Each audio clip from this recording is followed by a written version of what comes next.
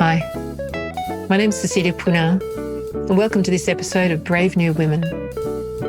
All around the world, there are amazing, ordinary women doing extraordinary things.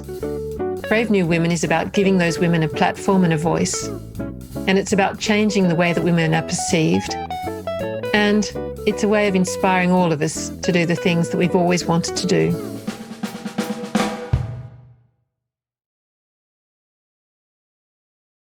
It's my pleasure today to welcome to the podcast Kathryn Brimblecombe. And Kathryn has an unusual background, probably so far the most unusual career that of anyone that I've interviewed for the podcast. So Kathryn has a master's in philosophy from the University of Queensland. She's also an artist and has an extremely unusual angle on her art. So that's what I'm interested in talking to Kathryn about today. So Kathryn, welcome to the podcast. Hello, Cecilia. Thank you. So Happy to be here. Could you just tell me a little bit about what you do every day? What do you do every day? Every day, well, that changes as different things occur. But I'm in my studio most days. At the moment, I'm actually preparing my first milestone document for a PhD. Mm-hmm. So there's a fair bit of time spent at the computer. But it is a PhD that involves both formal research and creative practice research. So my painting practice is part of the research methodology in the research approach. So basically every day I am thinking about my practice. And at the moment, it's a more targeted kind of thinking because I've got to unpack what I do in order to situate my arguments about militarized technology and the militarizability of civilian technology within a kind of understandable framework whereby people can see that creative practice can contribute new knowledge. So, but once I've got the milestone over, I'll probably go back to what is a more normal, although that's going to be normal for 3 years, so I've only just started. But a normal day will see me loving being at home and being in my studio. That's been the case since my youngest daughter left school. Obviously, before that, the day was a little bit more frantic. I divorced 20 years ago, so I've been a single mum for a long time, and life was a little bit more hectic than it is now. But my children give me great pleasure too. Mm-hmm. So tell me, what's a milestone document? A milestone moment. A document for your PhD. Oh, a milestone document.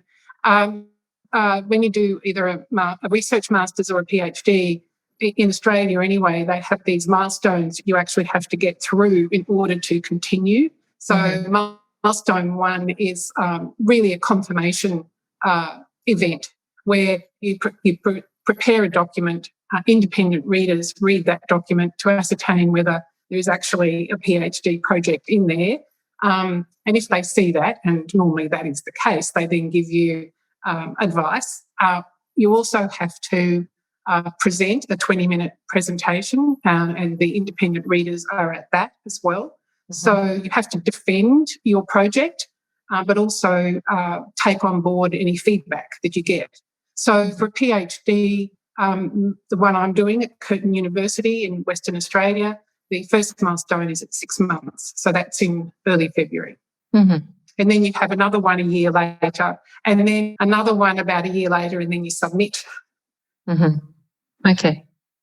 And what's your PhD about? Well, I was very lucky to get a scholarship that was provided by Curtin University looking at contemporary aesthetics and militarisation. And I've chosen to focus on the way signals carried by the radio frequencies in the electromagnetic spectrum enable militarized technology. So they enable the systems as well as the hardware.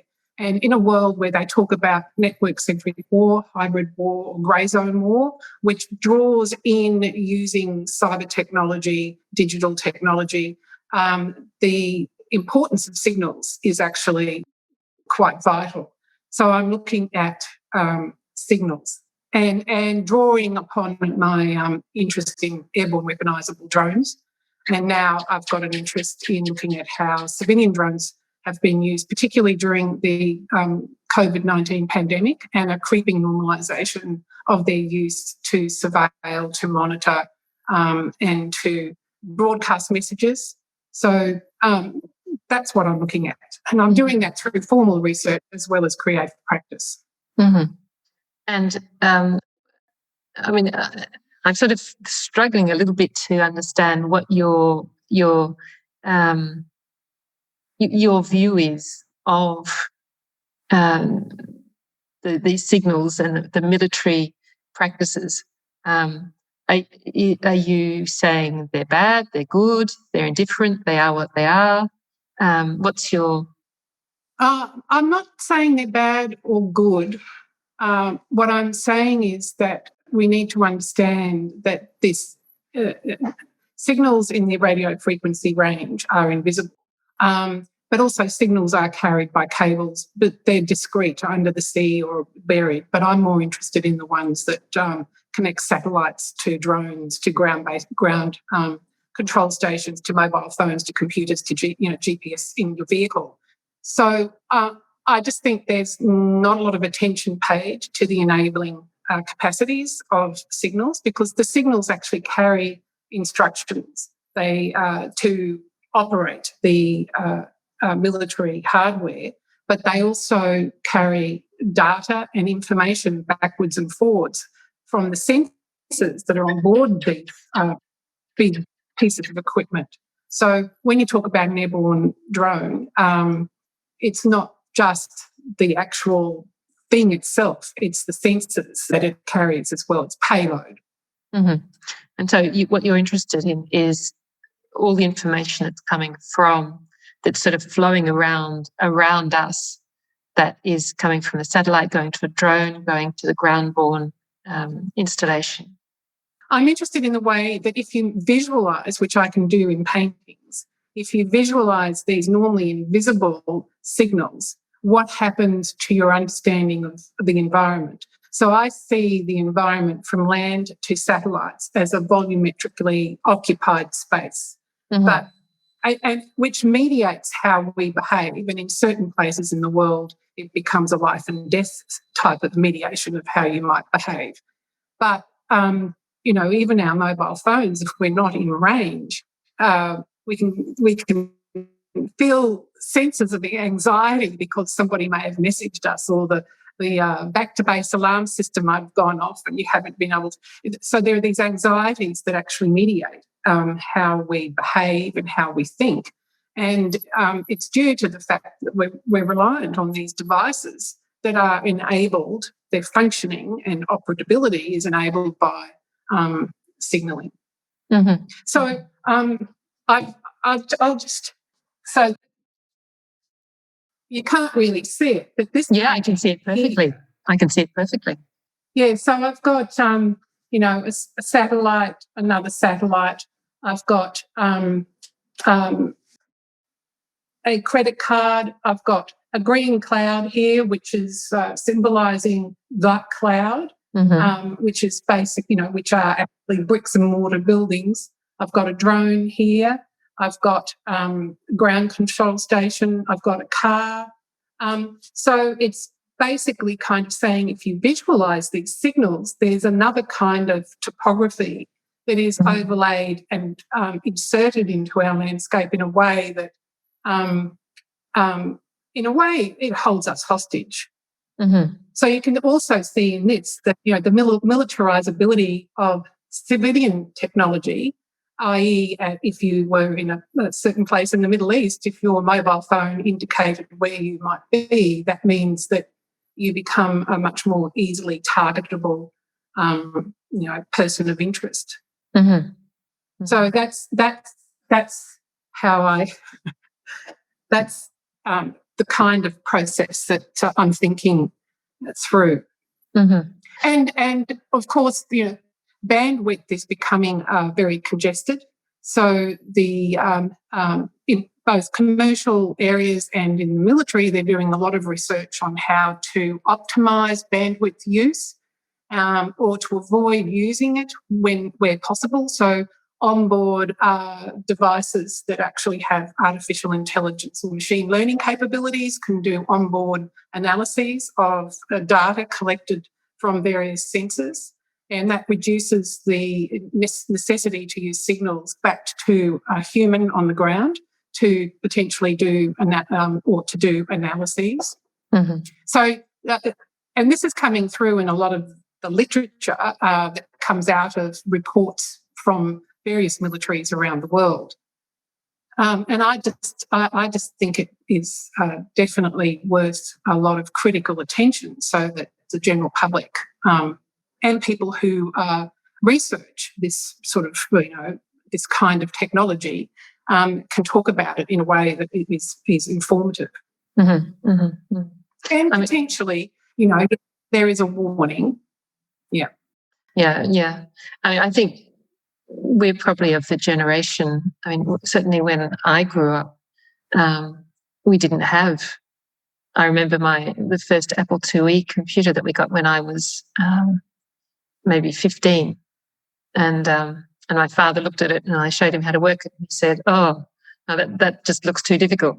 And so in our lifetime, we've gone from that to a world where there are satellites, there's waves everywhere. We're completely reliant on that. And I personally find it scary.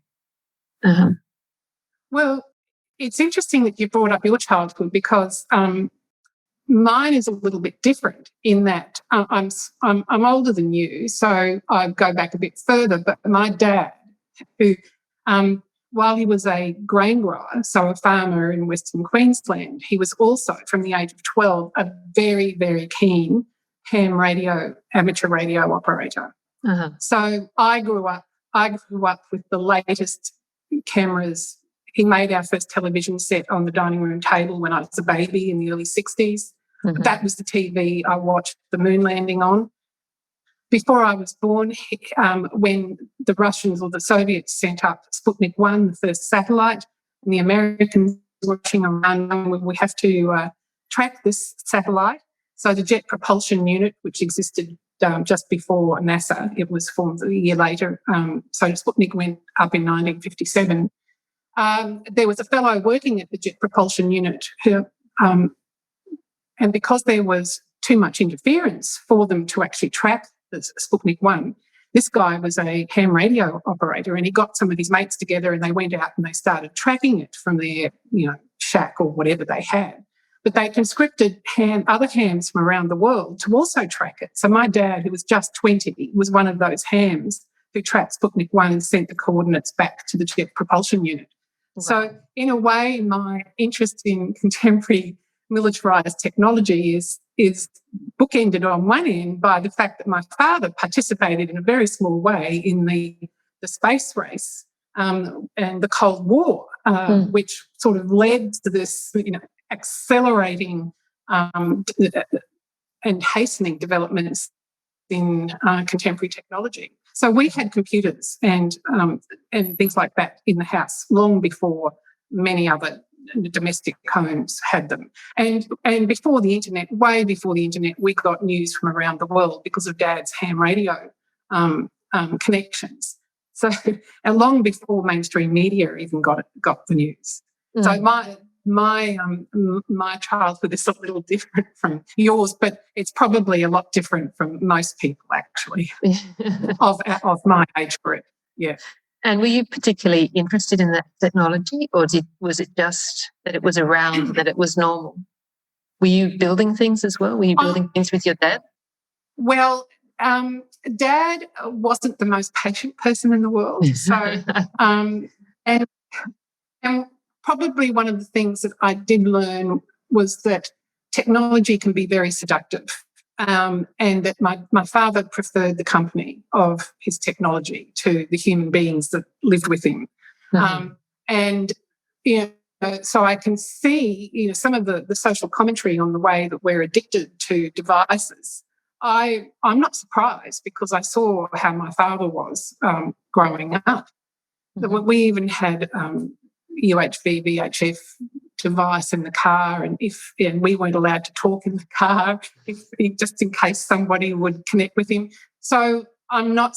It doesn't surprise me, this sort of disconnect that's happening as a result of addictions to technology. Having said that, I was really interested in when Dad decided he needed a new movie camera or a new camera, because he always had the latest gadgets.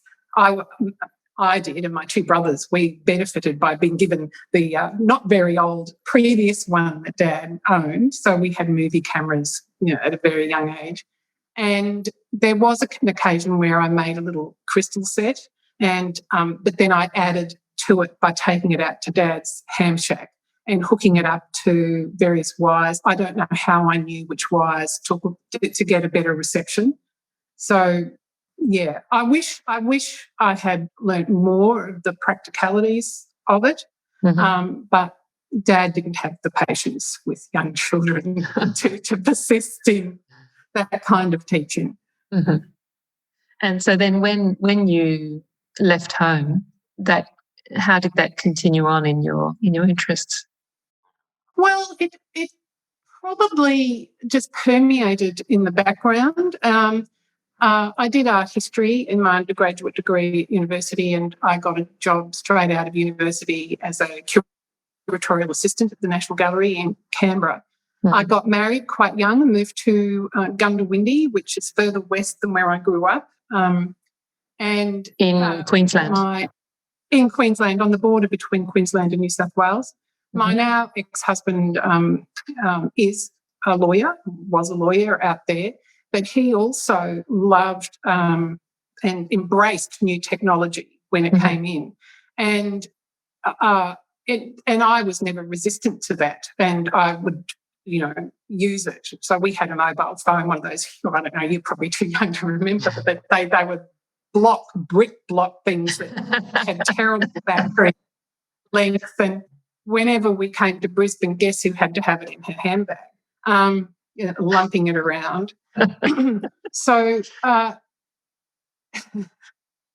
but the interesting technology has permeated and oscillated from a great interest to little bits of interest over the years.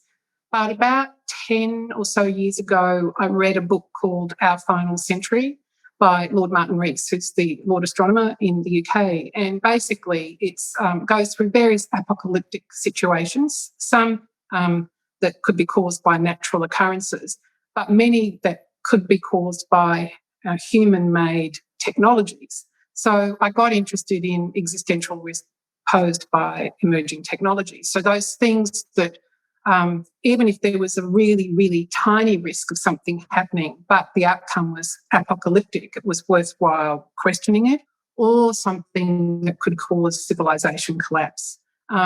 So rather kind of torrid types of things to be interested in.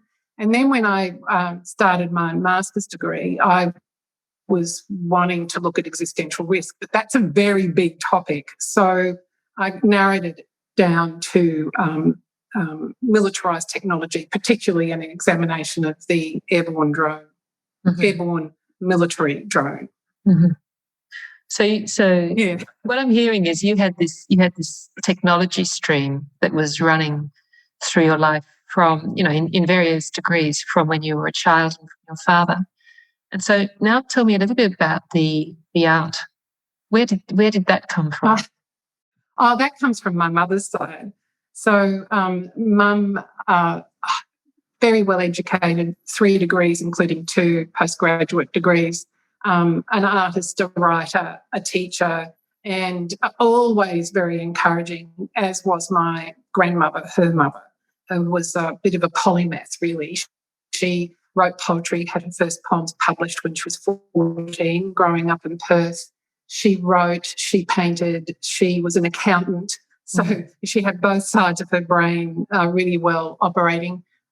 She was a seamstress. She was an amateur astronomer. When she came out and stayed with us on the farm, she'd take the three of us, the three children, out into the dark sky, and on the flat black soil, naturally a treeless New Plain, which is where I grew up, the night sky, and it still is the same because you don't have the ambient light that you get from where there might be settlements. The Milky Way is like someone's flung jewels across black velvet. But Grandmama, we called her Grandmama, she could point out all of the different, stars, and she could point out constellations.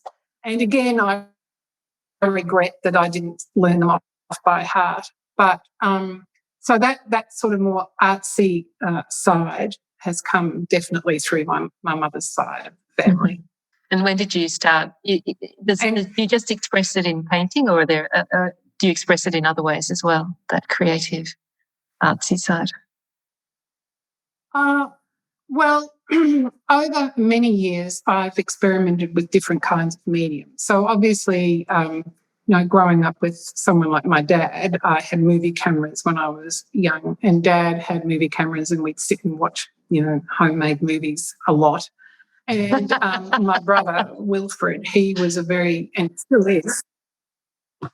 You may have met Wilfred at some stage, I don't know, but Wilfred, he is in IT, so he's in big data and was in supercomputing. So that's definitely the kind of thing that comes from my father. But again, for my mother, Wilfred is very interested in photography. And growing up on the farm, because in Australia, and it's probably like most places, you've got outbuildings, and Wilfred had a dark room in one of the outbuildings. So I used to watch him do that. But it never. And then because I did art all the way through school, and then when I was at the National Gallery, the director at the time, James Mollison, he encouraged members of the staff to do art courses and made arrangements at the College of Art for printmaking. So I did lithography and some etching. I've worked in installation. I've worked in sculpture, but I always come back to painting. It's what I love to do. And in an age where there is a lot of emphasis put on experimentation with new media, I really have to hold my ground and say, well, painting is not dead. It's not an anachronism. And my desire to sort of examine issues related to contemporary militarized technology through painting is actually quite innovative. It's and it allows me to separate myself from the actual technology that I'm critiquing, because new media technology is still reliant on digital and cyber systems for creation, exhibition, and storage, whereas a painting, I don't need any of that. So there can be, I suggest, a critical distance that doesn't draw me into some sort of accusation of being complicit with the system. Yeah, and I love the idea that you're using a very old art form to deal with very contemporary issues. Yes. I think it's quite subversive, but others may disagree. But I because my processes cannot be tracked. Data can't be collected. Unless somebody was filming me. But even then, that's not like being able to track back through. And painting, also with paint, I like the paint to do its own work. So the image behind me here, I don't know if you can see it. There's a lot of the amorphous background is formed by really liquid oil paint, lots of terps and oil in it, and me tipping the canvas up and around and leaving it in a certain way for a period of time. So even though there's a randomness to it, I'm kind of controlling it. But sometimes things happen that I'm not expecting and I love.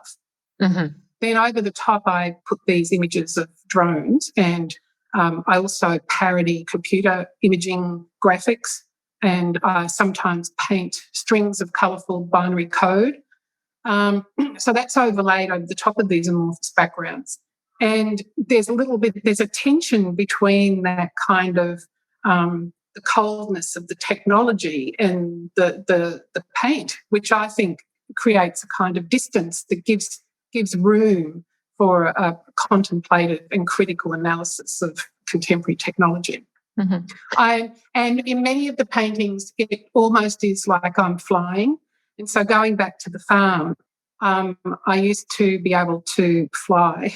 That sounds really fanciful, but I knew what our farm looked like from above, even though I'd never been in an aeroplane. So there's this ability for me, my imagination, to elevate myself.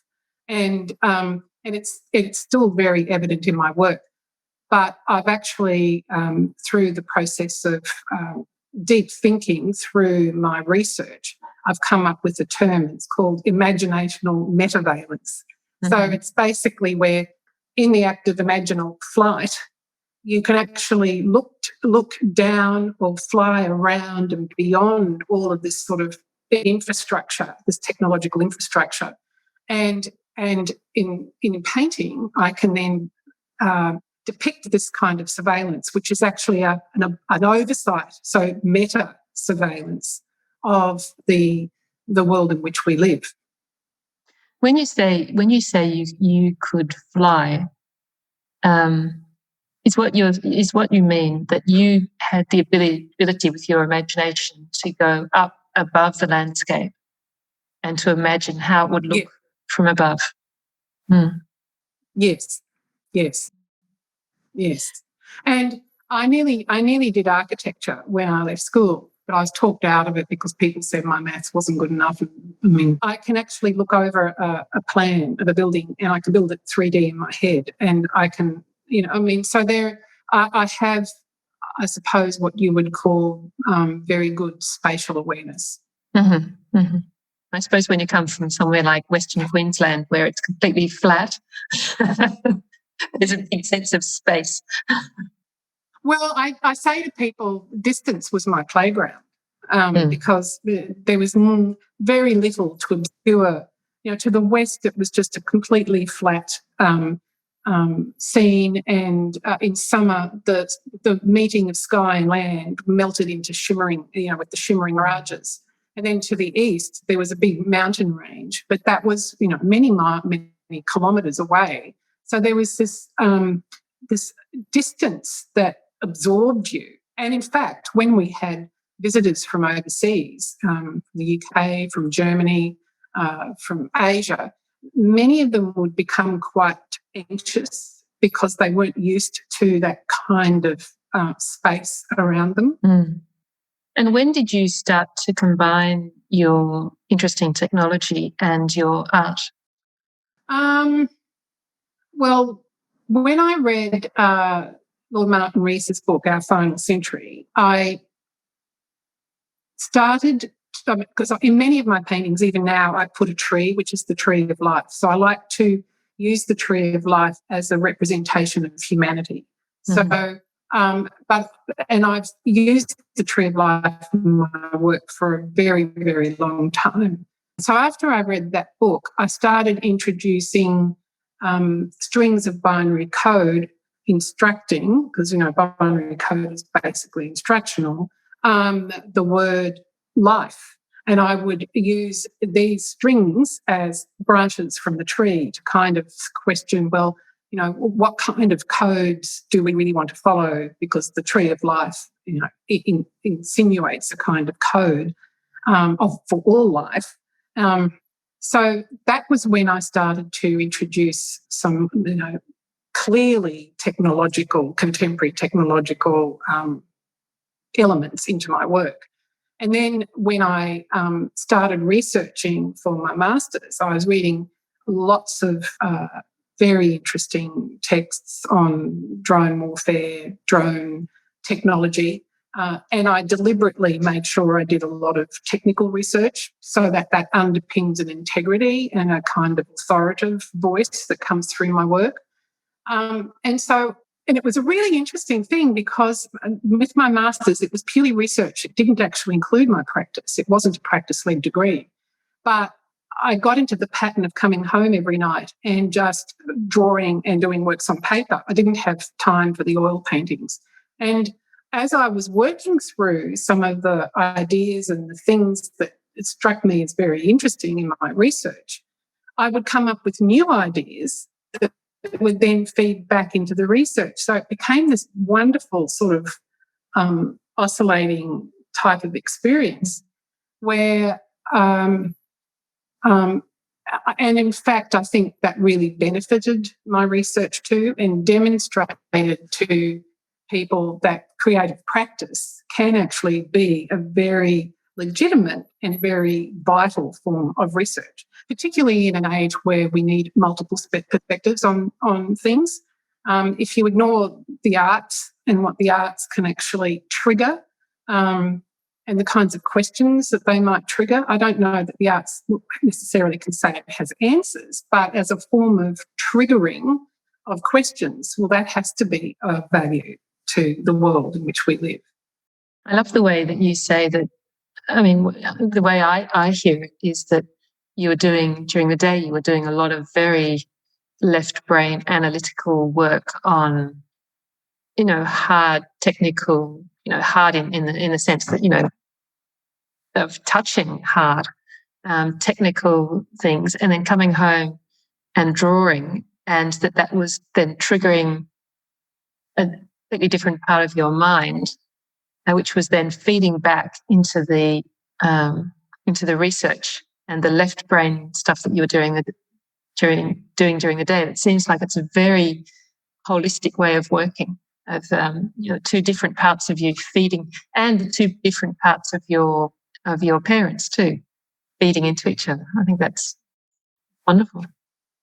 Yeah, exactly. And in fact, Dad died probably 6 months after I started the degree, but he was fascinated and he'd send me all of these articles about various technological things. And I called him my research assistant.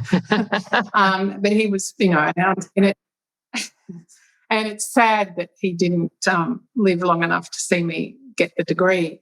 But yeah, there's something about, I think, actually with hands-on work. And here I am drawing and painting this kind of technology. You get to know it in a different way than you would if you just see it or if you actually build it up through software. Because, there is a more tactile, temporal aspect to it, because it's not like I can let the software, do something without, while I go and make a cup of tea sort of thing.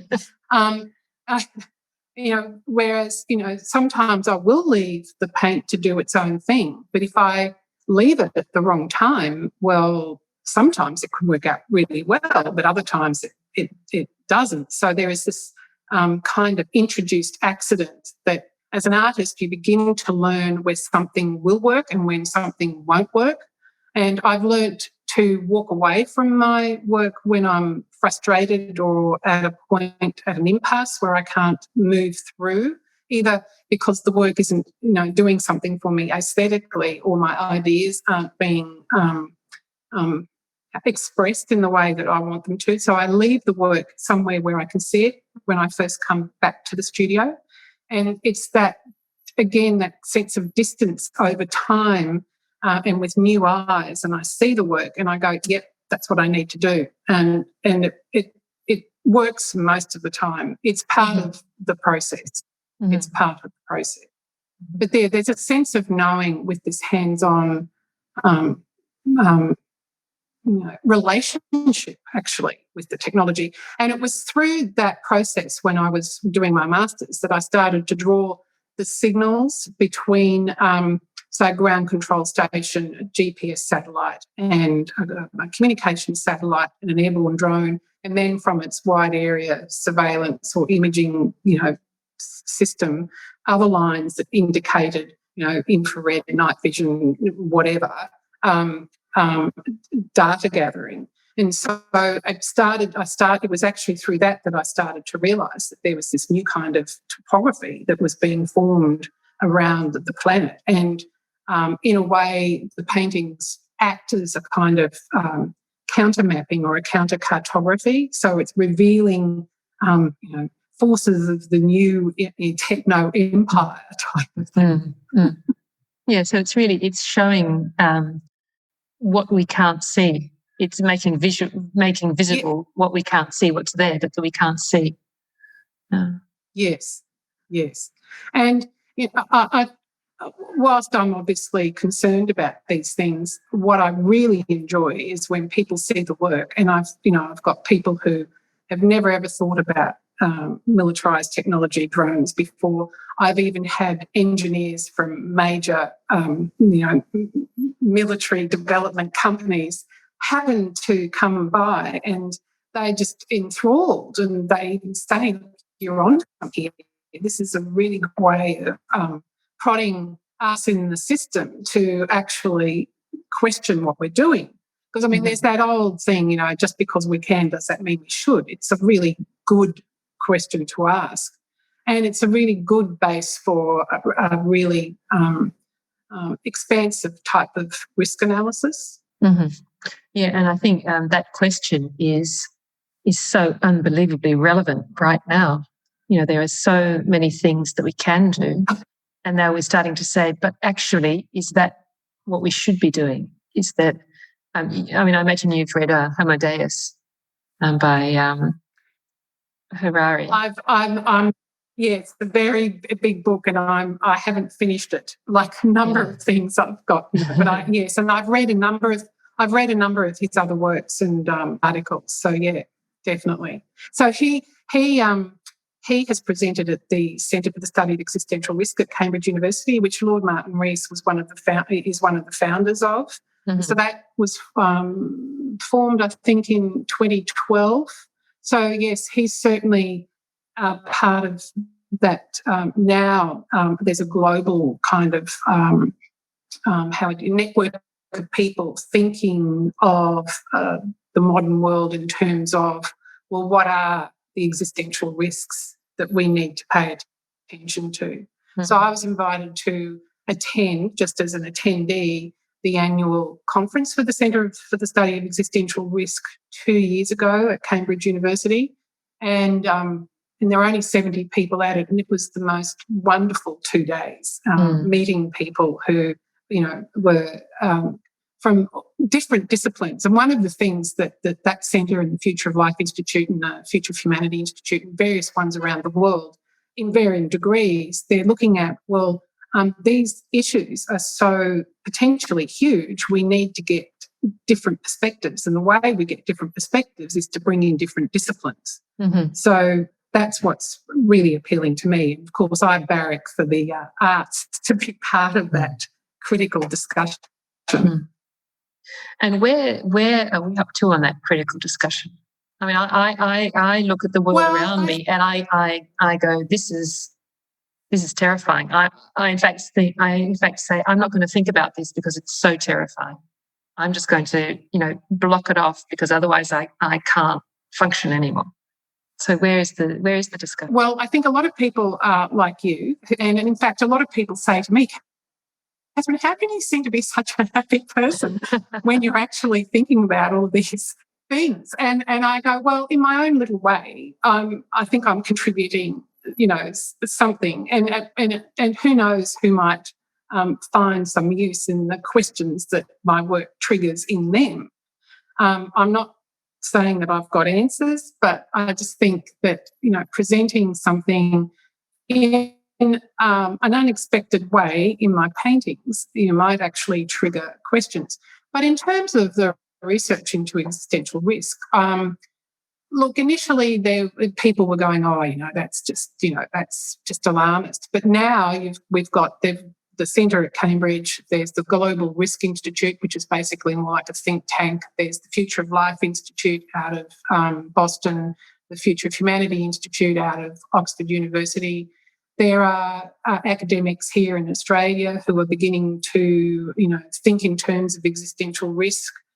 I mean, many academics have thought about it in terms of climate change and the environment, but in terms of emerging technologies, that's, it's a reasonably innovative way of thinking about life on the planet at the moment. Mm-hmm. So, but I'm heartened that the term existential risk and looking at it in terms of emerging technologies is becoming more prevalent in, stuff, that I get through Twitter or, at conferences or wherever. Rest assured, there are people who are genuinely interested, and I think, for instance, when you've got something as significant as the Cambridge University involved in Oxford, etc. I mean, those people involved in that research do actually contribute to policy and are invited, in the UK anyway, they are invited to present to government and to advise government. So, I mean, that's interesting. Mm-hmm. So that gives me some basis of hope. Just cross fingers. Absolutely. Kathryn, when I finish these interviews with 2 questions, and the first question is, because this podcast is just of women, the first question is, what has been your experience in your career as a woman? Has that had any impact at all, positive or negative? I think me being a woman as me, I don't think I can't really say one way or the other whether it's been a positive or a negative. I'm neutral on that. Being a single mother, certainly, and that, that is because I'm a woman, I was a single mother, that had a huge effect on my career. And I would never take away, the time that I, had with my 3 daughters was fantastic. But single mothers have it pretty tough, and it's not necessarily always about money. It is about time. It's about support. And so, the art world is very much, a lot of it is about meeting people and networking and going to events. So I exhausted myself and paid enormous amounts in babysitting to actually go to things. Mm-hmm. I've now stopped doing a lot of that. So when the lockdown came here in Queensland, I didn't really miss because and when I started the master's degree, well, I was just so absorbed that I just, unless there was something on really locally, I didn't go anywhere. Mm-hmm. So I don't know if that really answers your question, but yeah, I think because the children were only 8, 5 and 2 when I got divorced, so they're very young. And I can imagine that the hardest thing being a single mother is that it's all on you all the time. That there's just no saying, just give me a while. Yeah, it's the sort of thing that, it's only you who gets up at night to a child who's coughing, and then you get them to sleep, and then the other one wakes up with the cough, and they were. And, when the older one gets to an age where she wants to go to parties, and she's 14 or 15, so you let her go to the party, but to go and get her late at night, you have to wake the younger 2 up and put them in the car to go and get one because, it's illegal to leave young children at home alone, plus the fact that I would never do that considering my children were incredibly lively. So, that all of that, and planning ahead that if one child had something on early at school, well, you get that one up first and have them breakfast, and then you get the other 2 and put them in the car, drop the one early at school, then go back to a coffee shop so you didn't have to come all the way home. So I'm really good at strategizing. I can hear that. That's amazing. And then the last question I like to ask is if you've got a particular message for listeners. Yeah, that's an interesting one. I think as I've got older, I've learnt not to worry about the small things, the house and the garden. And although, in Gundawindi I had a beautiful big garden that, I loved. And to say yes to the things that make your heart sing, but definitely say no to the things that you think you should do because it's a good cause or whatever, but doesn't make your heart sing, because, time is precious. And then for younger ones, I had a lot of opportunities that came easily to me when I was very young, but no one actually, and I didn't realise, and no one actually said to me, hey, Kathryn, this is really significant that you've done this or got this or achieved this. Don't just think that it's something that will, continue, and really savour it, really be thankful for it. So I look back, and things like getting a job straight out of university at the National Gallery in Canberra was amazing, quite remarkable. Yeah. But no one told me that it was. And one of my aims when I was younger was to be the director of the National Gallery at Canberra. Well, that's passed me by. But yes, I think look at every opportunity that comes along and just don't accept it willy-nilly. Mm-hmm. I don't know if that's helpful, but yeah. No, it's certainly helpful to me to hear that. And I love the idea of just both doing things that make your heart sing and making sure that you stop doing the things, even if they're worthwhile things that aren't really motivating you. I think that's very wise advice. Because in daily life, there are obviously things that you have to do that you don't really want to do. But, if you're a capable person, you do get asked to do things that interest you but don't make your heart sing, or things that when somebody asks you, you go, oh, no, I'm going to have to say no, I feel terrible. Don't feel terrible, just say no. Well, I'm very glad that you said yes to this podcast. And I'm delighted to be asked. Thank you. Yeah, and I've really enjoyed. I mean, I think I love your work. I think it's. I really love it. I think it's really beautiful, and so original. And thank you. I wish you all the best of luck with your PhD, and I'm sure you'll contribute a lot to this debate on, where is the world going, and where should we be going. So thank you for the work that you're doing. Cecilia. Thank you. Okay. I hope you've enjoyed this episode of Brave New Women. On Friday, 22 January, I'll be holding a free webinar to talk about how women can stand up and speak up. There'll be 2 sessions, 8:30 a.m. in Paris, which is 6:30 p.m. in Sydney, and then the second session at 2:30 p.m. Paris, which is 8:30 a.m. on the US East Coast.